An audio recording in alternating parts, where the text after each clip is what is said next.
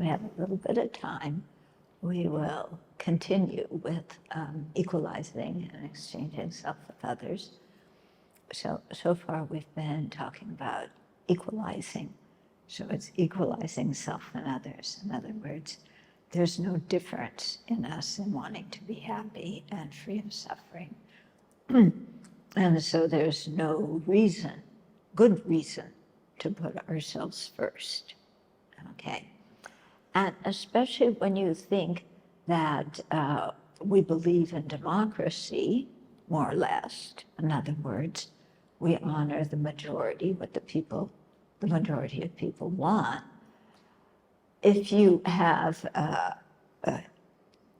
whose happiness is more important, 8 billion human beings, that's the number on the planet now, more or less, or 7,999,999,999, which is whose happiness is more important. Yeah, the latter number, let's say there's 8 billion and 1 sentient beings, okay? Who's more important, 8 billion human beings, or 1? And in democracy, who's more important? The 8 billion. Okay, so the 1 just is me.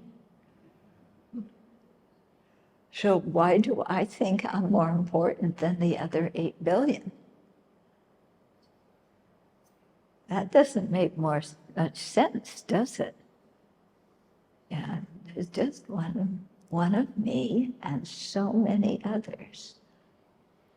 I had an interesting experience. I'm seem to be telling lots of stories today. I was in the middle of writing a book, and there was some hoopla with the publishers because some other people came in and blah, blah, blah. Okay, the story isn't important. But it was really troubling to me because I had done the manuscript, and now all these other people are coming in and saying blah, blah, blah, blah, blah, blah, blah, blah. Okay, and so I was trying to work it out when I was in the States. Then it happened that His Holiness was teaching in India, so I went to India. I was still ruminating about it. Oh, how come these people did this? This is not such a good idea. We already agreed on going round and around. And then one day I was walking back to my room after His Holiness's teachings, and the thought struck me that of all the human beings on this planet, there's only one that is so troubled by that situation, and it was me.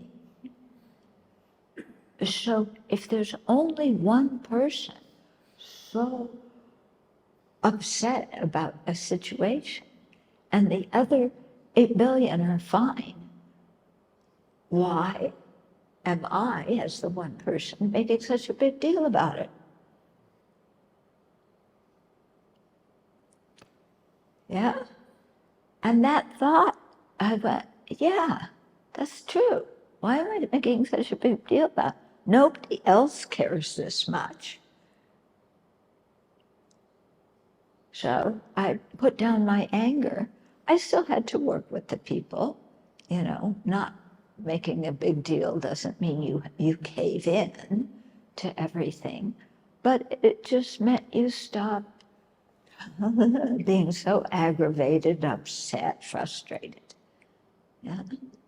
So it was a good example of majority win, and I lost. Losing was a good thing that happened to me. It enabled my mind to be peaceful. Yeah. Okay, so then as we're going through equalizing self and others and contemplating the kindness of others, the thought comes up, yes, sentient beings have been kind, but they've also harmed me. Yeah, we keep going back to that. Do you know that feeling? You forgive somebody and the next day you're back at hating them because you haven't really forgiven them deep down. So it's like that. Yes, they've been very kind and they've been really mean, and I'm holding on to the meanness. So to that, the Buddha says, but if you measure the kindness of sentient beings versus their meanness, and you do this not just in one life, but over many lives, it's still that the kindness of sentient beings is much more than when they've harmed us. Yeah. So our little wanting to hang on to a grudge doesn't work. Okay? Because they've helped us more than harmed us over time. Okay, so that is, quite a strong argument. Okay, so I'm not going into all the details. I'm going to move on to the next step, which is the disadvantages of self-centeredness. Okay, now here, yeah, we are very self-centered. Have we seen that by now? Yeah. You agree? We're self-centered. And self-centered is not helping us. Yeah, it doesn't help us be a better person. It doesn't help us meet our goals. Okay? If you want to become a Buddha, does self-centeredness help you? No. If you want to live a long life, does being self-centered help? If you want to be healthy, are there benefits to being self-centered? If you want your family to be happy, is being self-centered going to achieve that? If you want to create virtue, will self-centeredness help you? If you want to purify non-virtue, will self-centeredness help? No. When we look, will being self-centered make you a successful person? Somebody's going to go, yes, in business, I have to be self-centered. There's one businessman in Singapore that I've known for many years, and he invites the Sangha for lunch whenever I'm there. And every time almost, he says, in business, you have to lie. You have to look out for yourself foremost. So isn't that good? I mean, when you do business, you have to close the business deal and get the best out of the business deal.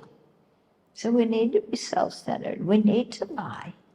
We need to overcharge the other person, he says. And every time I respond the same way, that if you act like that, maybe on the initial deal you can trick some people and get some extra money, but in the long term, they will figure out that you are deceiving them. And that even though you say, I care about the customer so much, you really don't care at all about the customer. These other people will figure that out and they will stop doing business with you. But if you actually genuinely care about the customer and not just self-centered, care about yourself, then people will trust you and they will come back and do business with you for many, many, many, many years. And this man always looks at me like, really? And then I tell him the story of a friend of mine who used to work for Levi Strauss. You know, the one who's making the jeans that most of you wear at one time or another. So she was in Hong Kong working for Levi Strauss. And she was the one, she was an executive of some sort, and she was the one who told me, yeah, that if you cheat the customer and lie and just look out for yourself to close the deal so you benefit, that the customers won't come back again. And in fact, they'll tell other people, don't do business with that company. But if you are fair and you care that the customer has a good result from getting your product, then they will be happy. Yeah, they'll tell all their friends about how nice it was dealing with your business. And then in the long term, you will wind up having lots of business, more business than if you're selfish. Yeah. So that's what one business person told me. She was a Buddhist. Yeah. And I thought, you know, that makes sense. Because being at the Abbey, we've dealt with various companies in building the Buddha Hall. And some of them, it's real clear that they care about us and the Abbey. We would definitely go back to them. Some of them, it's clear they don't care at all, and we won't go back. Yeah. It's really very sweet. You know, on the outside of the building, we're putting stucco. You know what stucco is? It's like a plaster that you put on with little bumps in it that you put on the outside of buildings. It's really beautiful. And the team that does the plaster, there's one old man. I have no idea how old he is. He has a long white beard, long white hair, kind of looks like Santa Claus. Yeah, but he's a little bit thinner. His name is Robert. And, you know, I'm so impressed with how beautiful the work is that he does, that I'm saying, thank you, it's gorgeous, it really contributes. We're making a religious place, a place for, you know, the Buddha. And we really appreciate what you're doing. And he said, thank you so much for telling us, because we value our work. We want you to be happy with what we do. Yeah, he's not a Buddhist. In fact, he knew nothing about Buddhism when he came to put on the stucco. And the first interaction I had with him was he was standing there and he said, I don't know much about you kind of people, but tell me what you believe in. Yeah? I mean, he was really interested, and he values his work. He wants the people who he works for to be happy, and we were happy, and we let him know, and that made him and his whole team happy. Yeah, which made us happy. Because dealing with some of the people who don't care, boy, we will never, ever, ever recommend those people.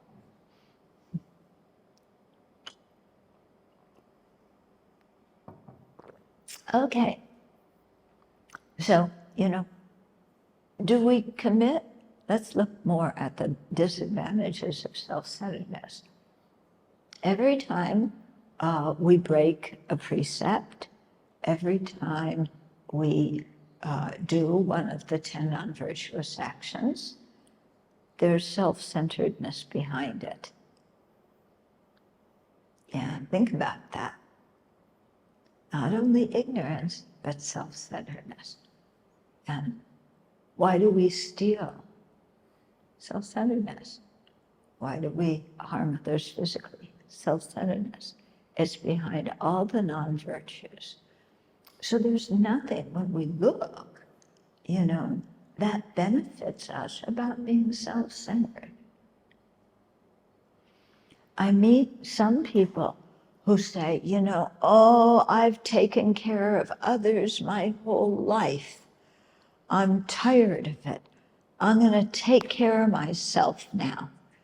And one lady said this to me after I gave a talk. She said, I'm going to take care of myself now, and I'm going to the shopping mall and buying myself a present. Okay, if that makes you happy to buy yourself a present, okay. But I thought, wow, that now she has this thing, I'm tired of taking care of others. I'm just going to take care of myself. And I thought, that's not going to bring you any happiness. Yeah, because nobody really likes being around people like that, do we? Yeah. Okay, now, what makes us so self-centered? Well, first of all, we misconceive how we think of the self, the I.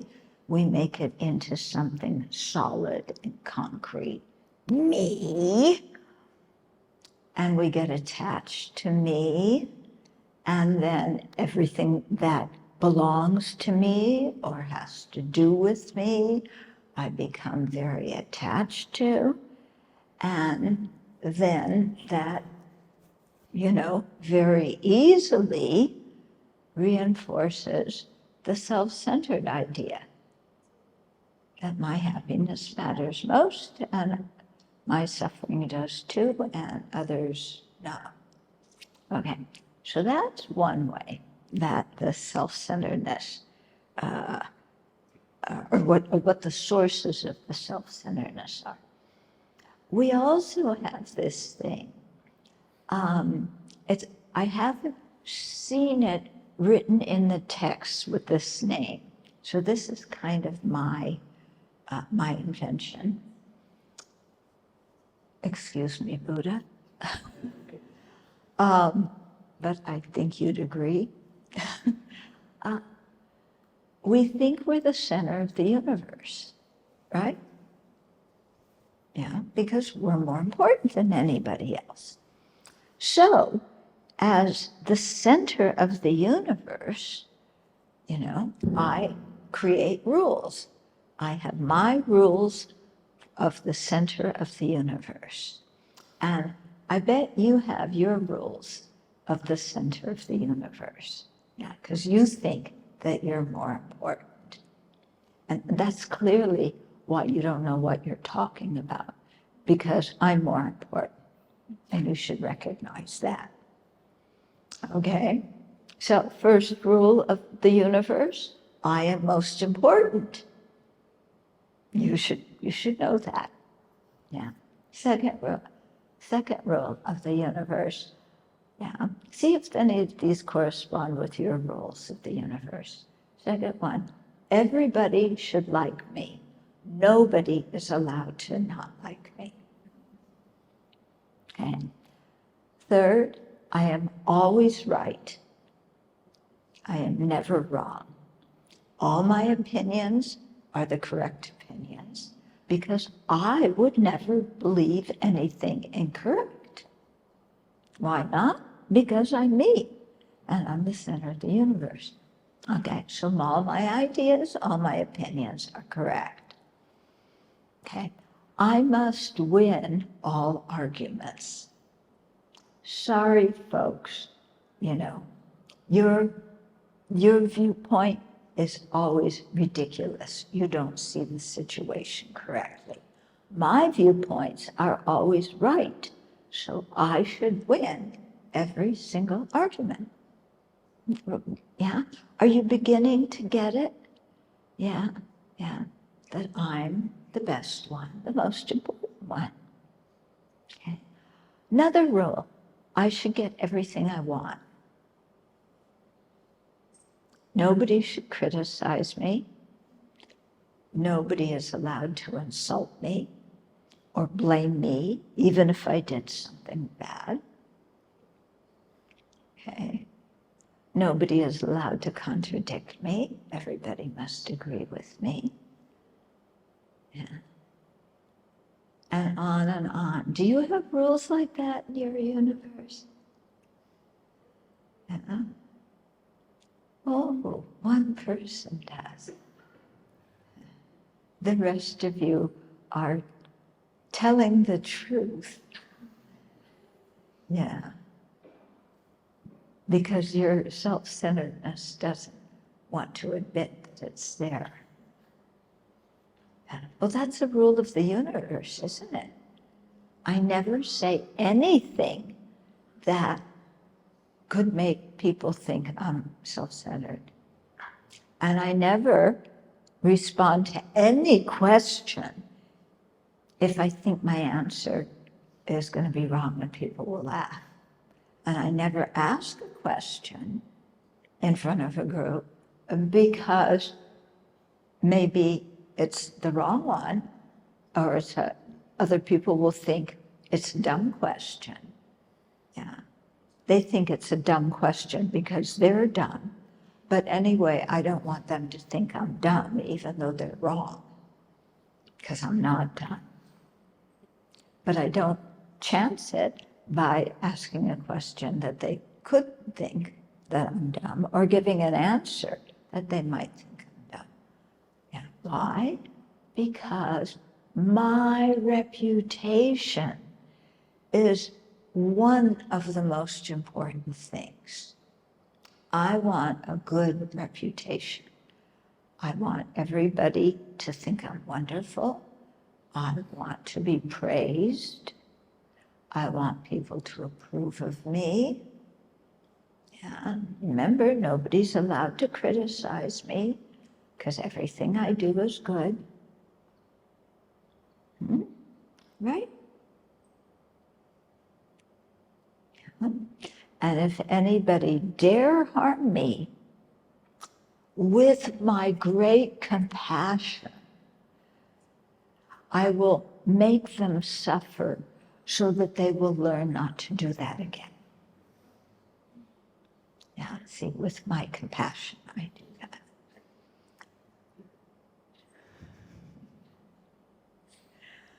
Okay. Anybody else think like that?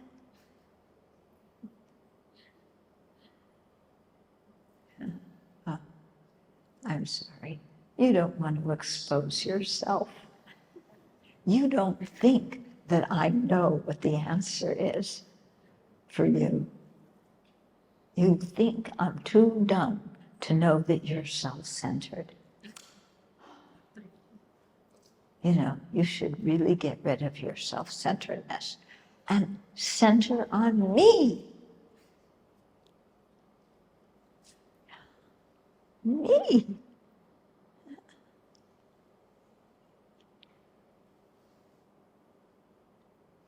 Are you people getting confused about the way I talk and the way I make fun of things?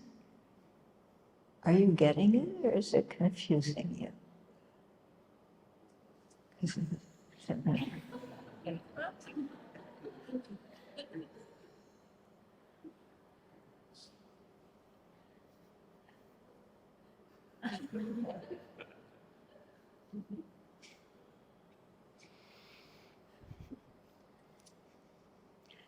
Okay, so it's a very good meditation to do a life review and go back and remember situations in which you haven't gotten along with people, or there's been problems with people, or something happened that's been difficult for you, and ask yourself if your self-centeredness played any role in that.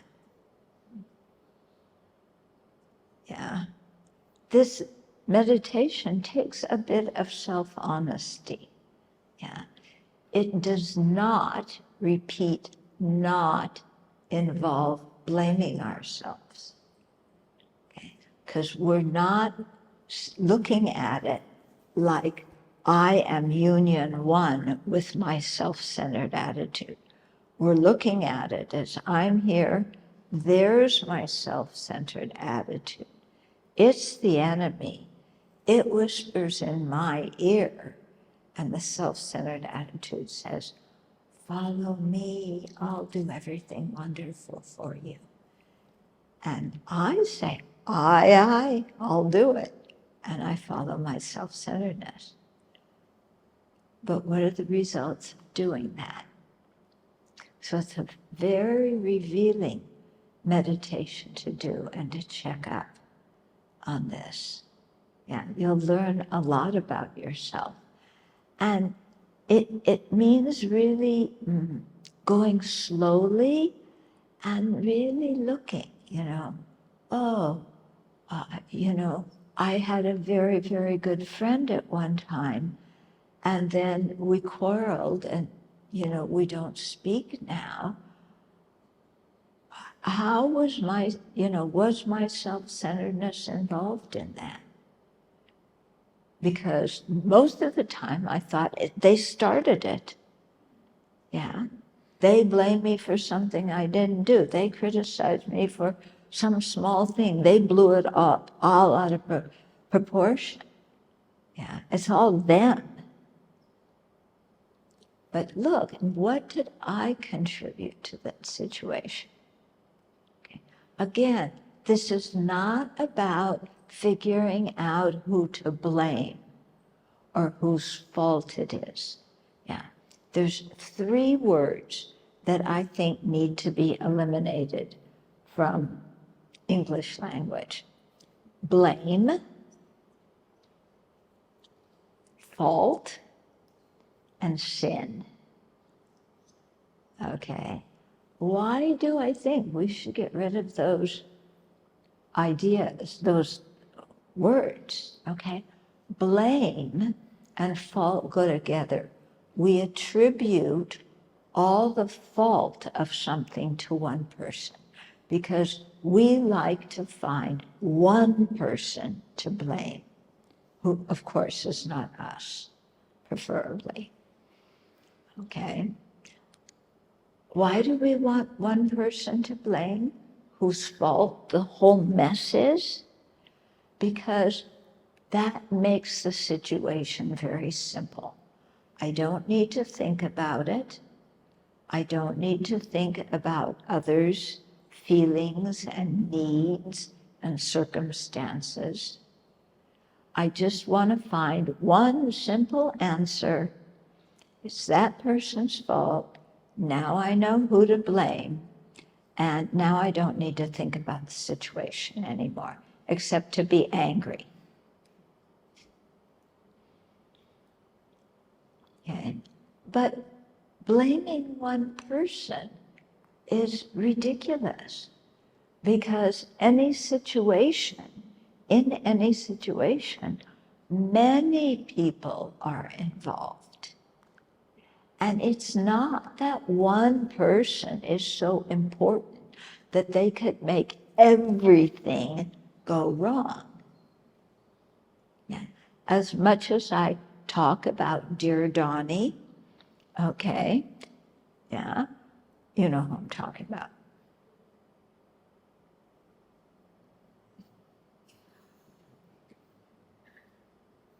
Who's she talking about? Dear Donnie. I don't know. Anyway.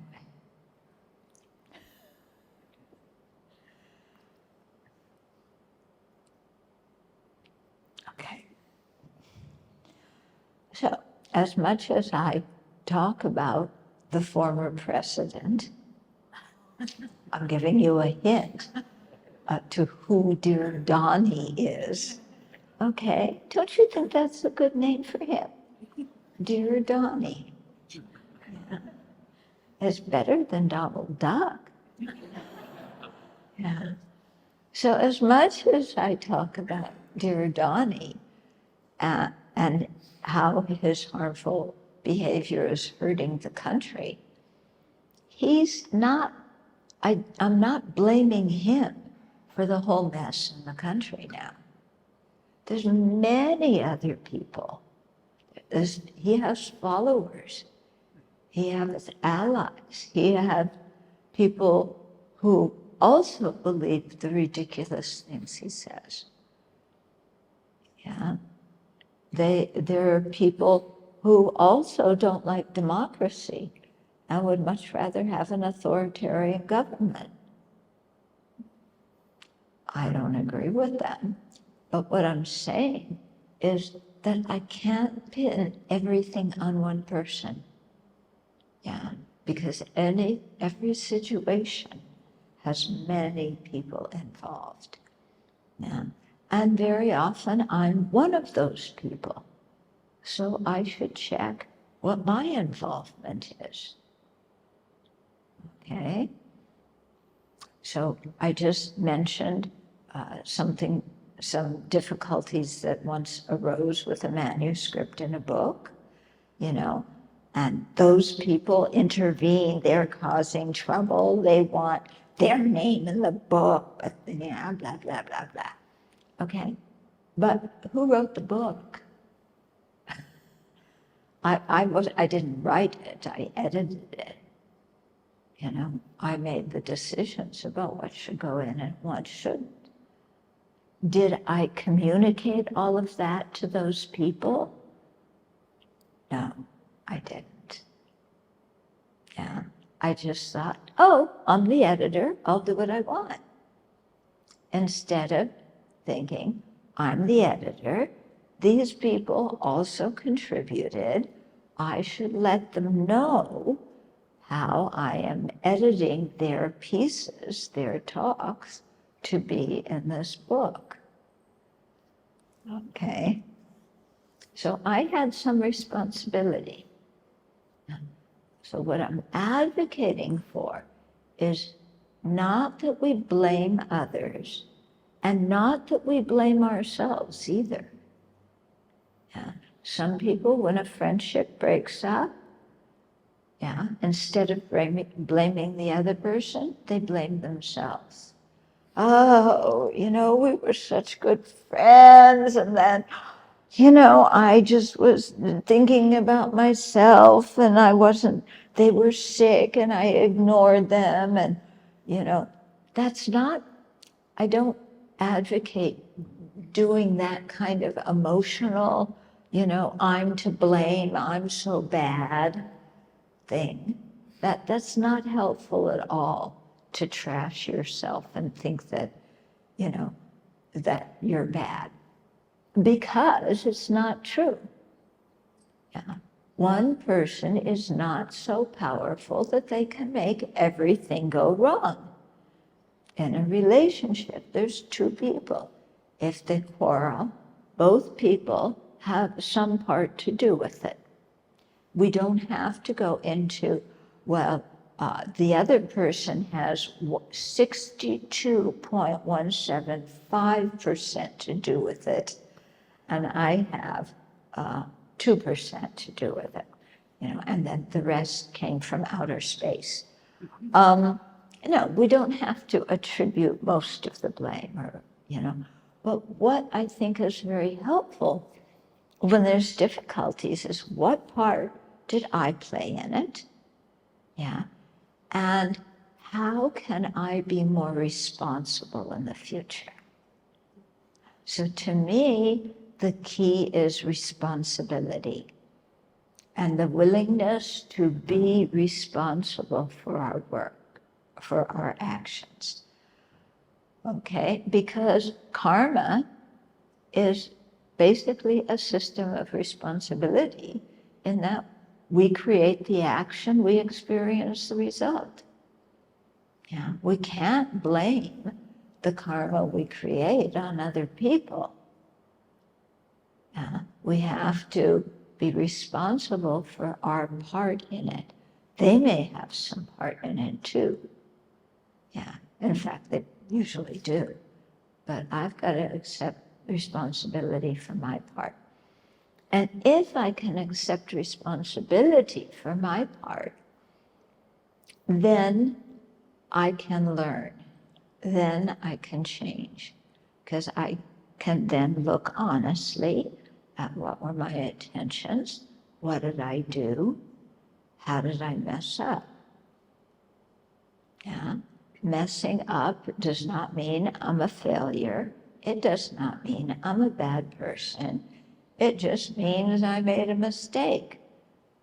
Gee, I'm human, like everybody else who makes mistakes. Okay, so I need to do some purification, and I will do that purification, and I will learn from looking at this situation and the mistakes that I made in it, so that in the future I can prevent myself from doing those mistakes. Yeah, and then be able to get along with others better or work better with them. Yeah. So, yeah. So I think this is very good, and not beating up on ourselves when we mess up. This is very important. Yeah. I once, a friend of mine once told me about his friend who works in the admission department at a university for people applying for graduate work and post-grad positions. And this person who evaluates all the applications for these positions, what he looks at is not all the successes that the candidates list on their application. But, because usually people only list their successes, they won't tell their failures. But he'll call them in for interviews and he'll say, what has failed? If you're a scientist and you're doing work, and researching something, what has failed? If you're a social worker and you designed some program, what about the program didn't work? And he said, that the people he chooses for the graduate work and the post-grad positions are people who can admit that they failed and who pick themselves up afterwards, correct their mistake, and go on. And I thought, that is good. That's really a good way when you're evaluating, who's good for a certain position, because everybody is going to fail at some time or another. So how do people deal with failure? Yeah. Failure in your profession doesn't mean you're a failure in life. It just means that one incident, you made some mistakes. So you don't sit there and go, I'm so bad, I'm so stupid, I can't do anything right. That's useless. Okay? But to take responsibility, admit what we did, accept that we make mistakes, and not be afraid to talk about it. Because when we don't want to, when we're afraid to talk about our mistakes, why? Because we're attached to our reputation. We want everybody to think I'm wonderful. So I don't tell them about my mistakes. I don't tell them about my faults. I pretend. I call that Susie cream cheese. The perfect person. In the dating app, Did you see my profile? Aren't I the perfect person? Yeah, you're selling yourself as a commodity to somebody else. Talking about your good qualities, not telling them the truth about what's actually going on. Yeah. It's not very good, especially for something, where if you marry somebody, you better know them very well. Okay, and this kind of thing of hiding stuff because you're protecting your reputation does not go over well. Okay, I have another story about that one. I knew a couple that I really liked. They were Indian, okay? Indian from India, not American Indian. And they had a daughter who had met, she was at university, she met one guy, they got engaged. The daughter is telling her parents how wonderful he is, how smart he is, he's so good, da, da, da, da, da, da, that's why I love him, okay?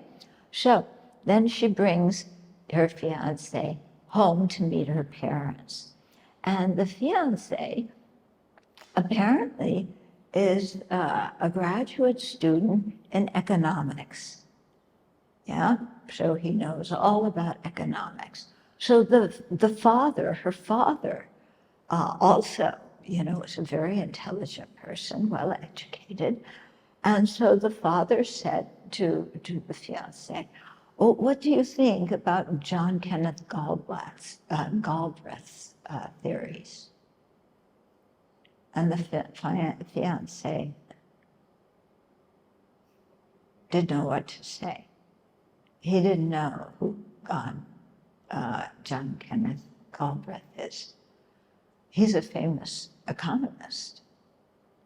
Yeah, and many people study his theories and his work.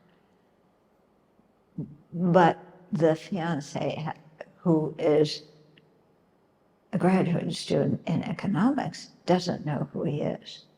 It turns out that the fiance is not a graduate student in economics.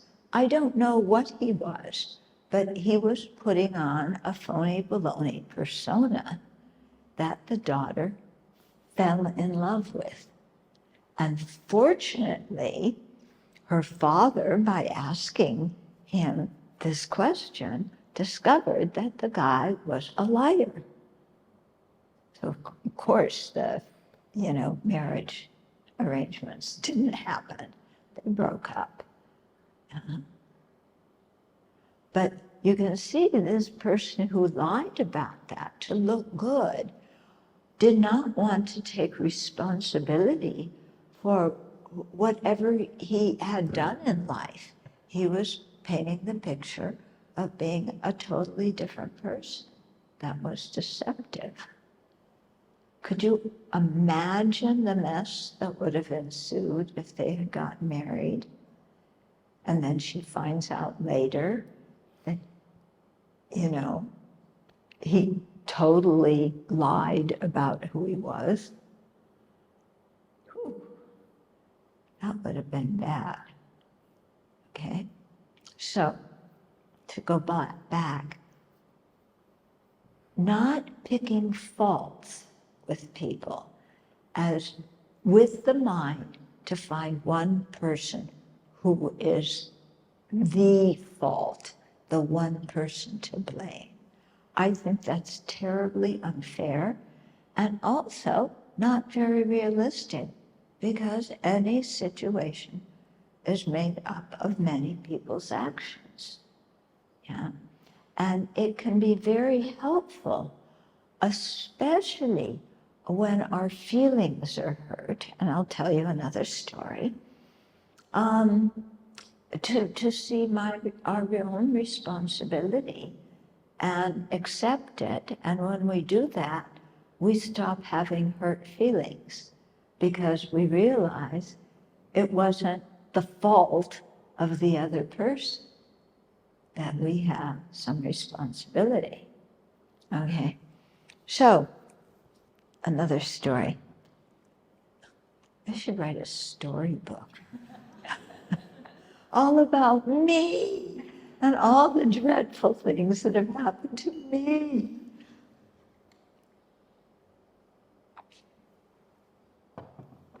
Okay, so I was the resident teacher at a Dharma center.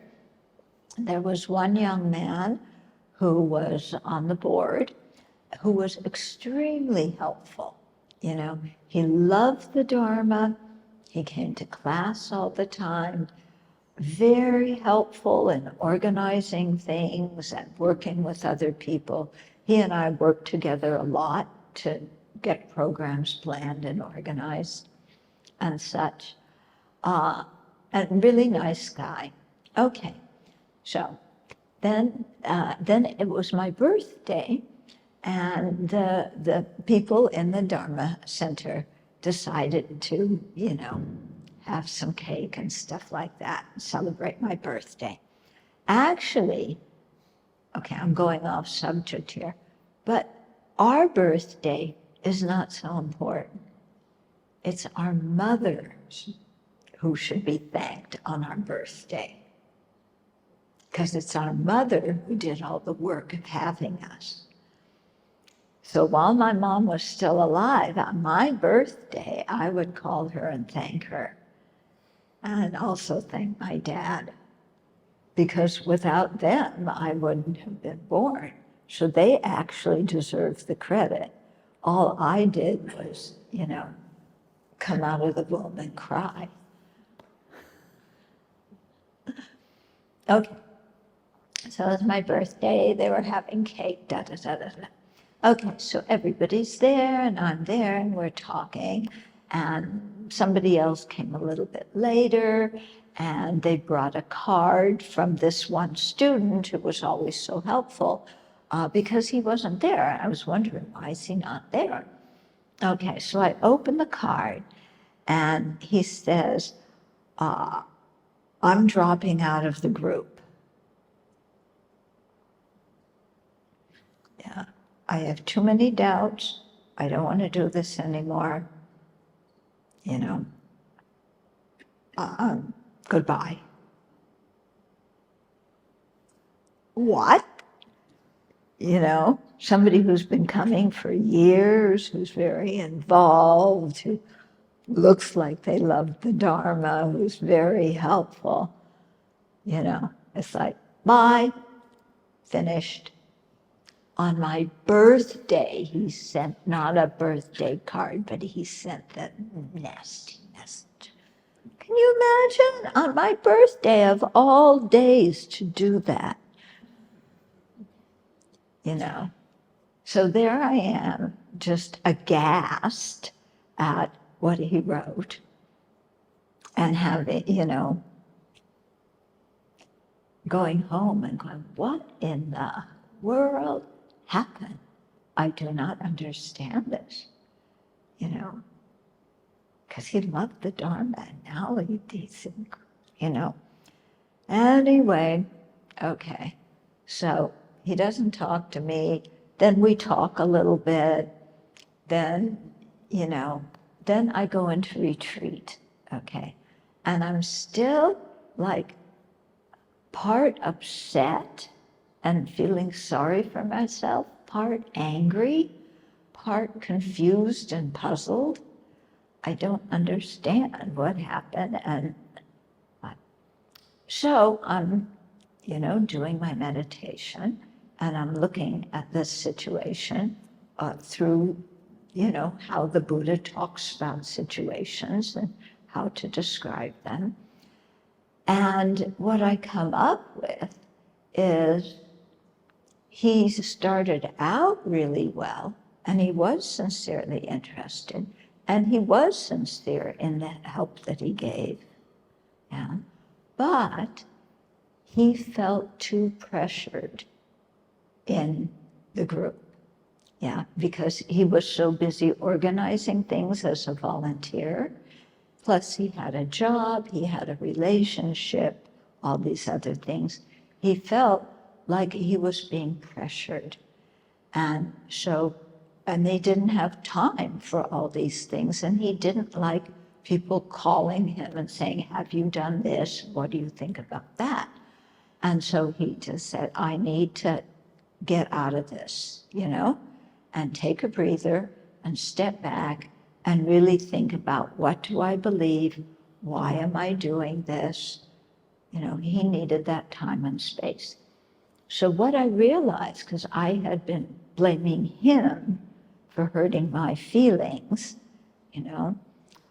what I realized is I had been probably the main person pressuring him.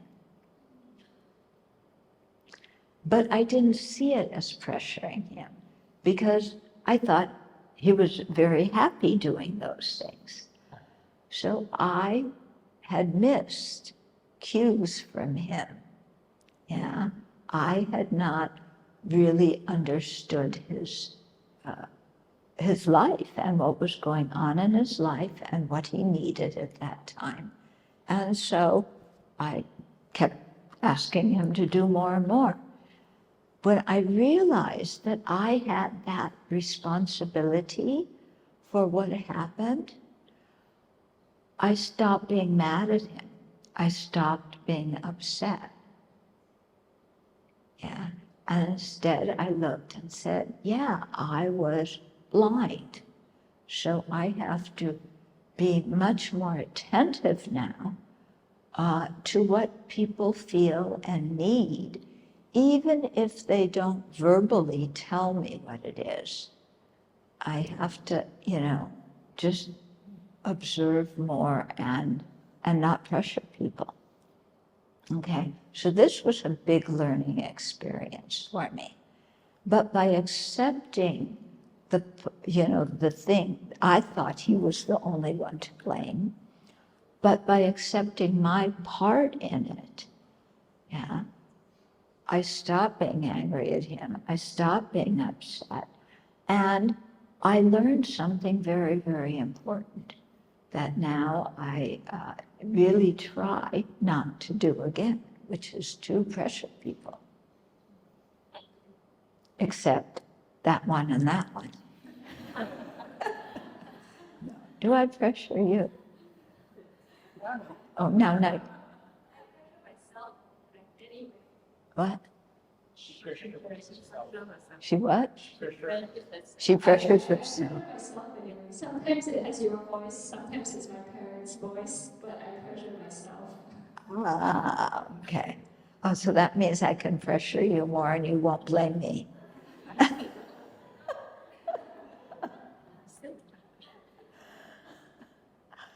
Okay.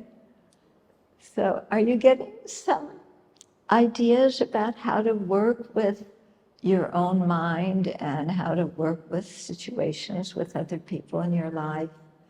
Yeah. So take out the thing of who's to blame. Get rid of that. It's not about blame. It's about what can we learn, and to learn, we have to take responsibility for our part. Yeah. So I thought that person who was evaluating people's applications, he really, what he was doing was very good. How does a person deal with it when they fail, when they make a mistake? Because he thought, if you see how a person deals with that, you learn a lot about them. And then you can see, are they a good person for this position?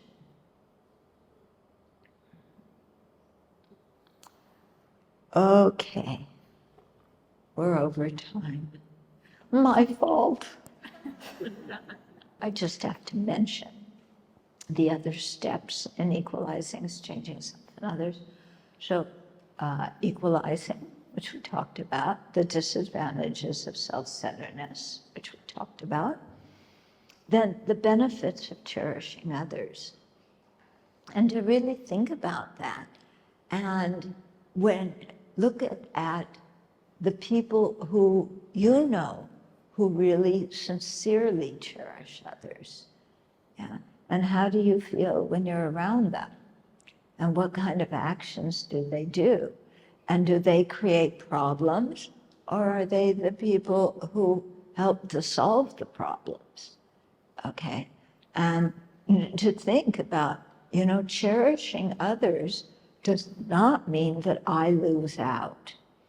We so often think if others get it, we think of what do they call it, a fixed pie.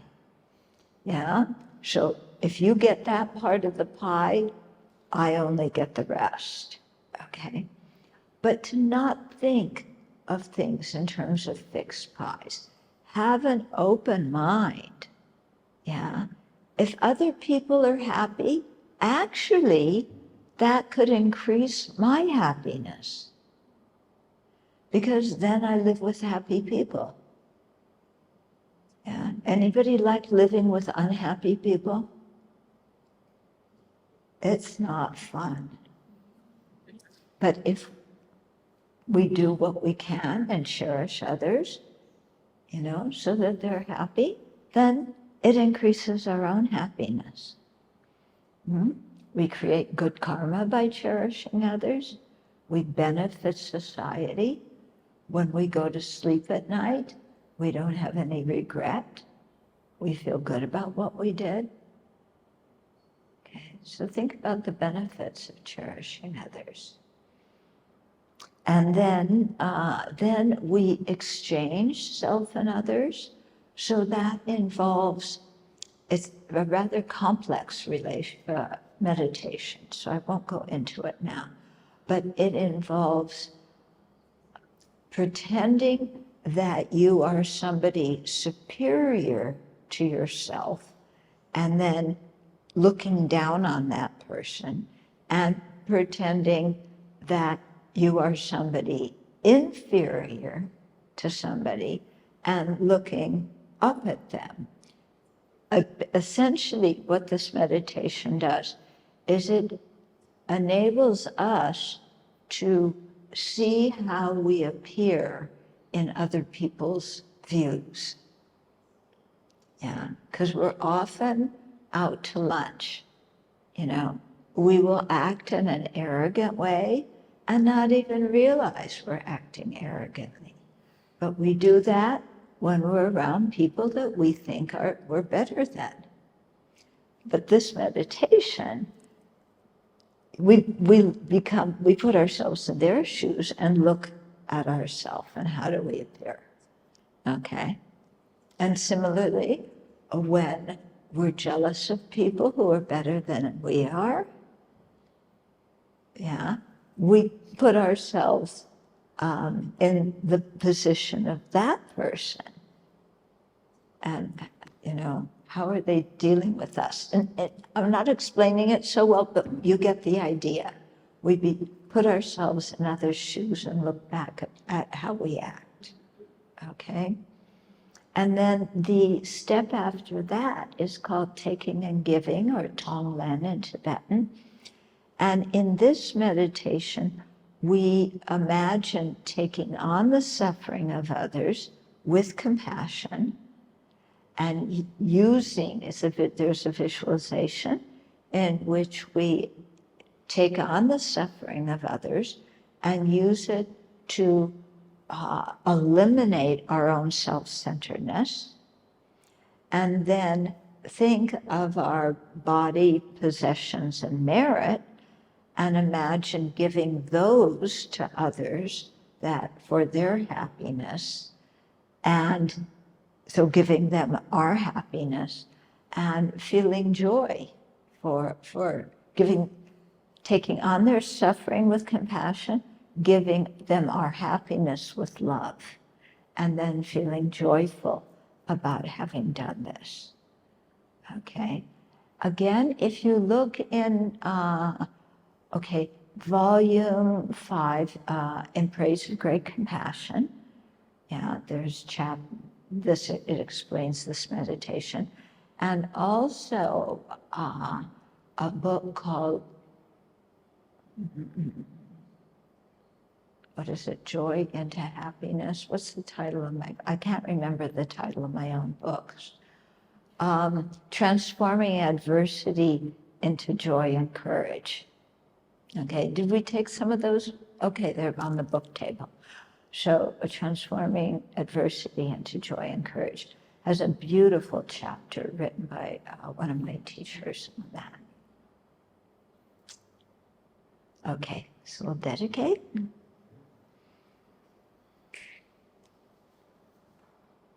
So really rejoice at the merit we created as individuals and as a group.